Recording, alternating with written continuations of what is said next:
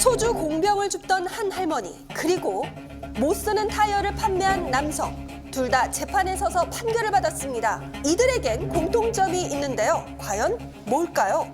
네, 이번엔 최근에 나온 판결과 관련해서 얘기를 좀 나눠볼까 합니다. 공통점이 있다고 얘기를 합니다. 먼저 공병을 줍는 할머니, 왜 재판에 서게 된 거예요? 네, 이 사건은 이제 아파트 분리수거장에서 네. 일을 하고 있던 경비원이 잠시 한눈을 판 사이에 네.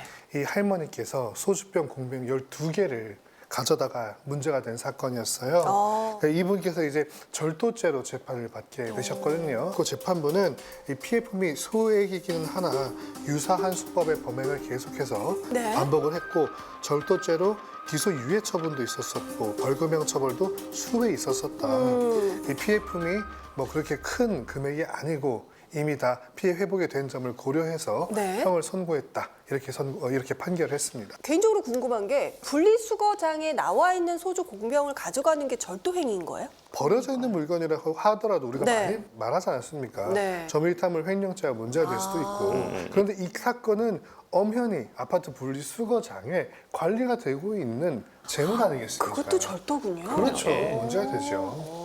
그러면 두 번째 사건은 뭐예요? 두 번째 사건은 이 중고거래 사이트에서 타이어를 판매한 남성의 이야기예요. 이게 2005년에 생산된 굉장히 옛날 타이어라서 지금 더 이상 사용하면 안 되는 폐타이어인 거죠. 근데 이거를 그 노면 접촉 부위가 한 80% 남아있다. 네네. 그러니까 이건 6만 원에 판매하겠습니다라고 이제 게시를 했고 실제로 이 글을 본 구입자가 직접 만나서 이제 거래를 한 거예요. 6만 원을 주고 타이어를 산 거죠. 그랬는데 이제 이거 나 잘못 산 것 같다, 환불해달라라고 요청을 했는데 환불을 거부를 한 거죠. 근데 이 부분에 있어서는 만나서 거래를 했다고 했잖아요. 맞아요. 그럼 만나서 거래할 때 분명히 육안으로 확인을 했을 텐데. 그래서 그 남성이 그렇게 방어를 했어요. 이건 아니 내가 물건 다 보여줬기 때문에 그러니까요. 다 보고 산 거니까 문제 없다라고 했지만 네. 이제 재판부는 이 중고거래 특성을 고려하더라도 네. 이 타이어에 대한 잘못된 정보가 구매 결정에 아주 중요한 영향을 미쳤다. 이렇게 판단을 했습니다. 자, 지금 두 사건에 대한 얘기를 들어봤는데 공통점이 있다고 합니다. 뭐가 공통점일까요? 네, 이 두 사건의 공통점은 두 사건 모두 네. 벌금형 30만 원형이 선고됐다는 점입니다. 벌금형으로 30만 원. 할머니 경우에는 조금 과한 벌금이 아닐까라는 생각도 살짝 듭니다. 예, 그렇지 않아요? 재판부가 그렇게 생각 안 했겠어요. 재판부도 했겠죠. 사람이고 정말 이런 생계형 범죄를 판단할 때 상당히 많이 고민을 하고 있습니다. 판결문에도 나오듯이 계속해서 이제 범죄를 좀 저지르셨고 벌금형 전과도 계속 있으셨고 또 기소유예, 그러니까 기소유예라는 건 수사 단계에서 사건을 마무리해 주는 거거든요.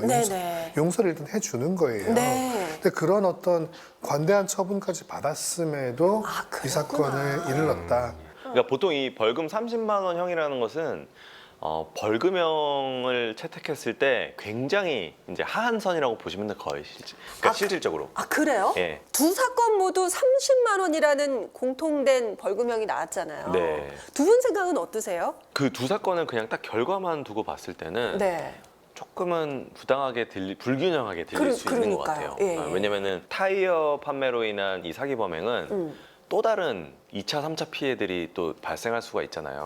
만약에 이걸 실제로 자동차에 부착을 해서 운행하다가 뭐 사고 나면 빗길에 미끄러졌다 뭐 이러면 정말 또 다른 인명 피해도 있을 수 있으니까 그래서 그런 부분을 감안을 할 때 조금 더 타이어 사건에 있어서 형이 좀 높아졌어야 되는 게 아닐까라는 생각이 그냥 듭니다. 할머니 사건 경우에는 좀 벌금형의 선고유예 이 정도가 어땠을까? 선고유예는 뭐예요? 범죄는 맞는데 만약에 벌금형 30만 원을 내가 정하되 할머니가 일단 공병을 주었다라는 점을 착안해서 벌금을 어떻게 내시겠어요, 그렇죠?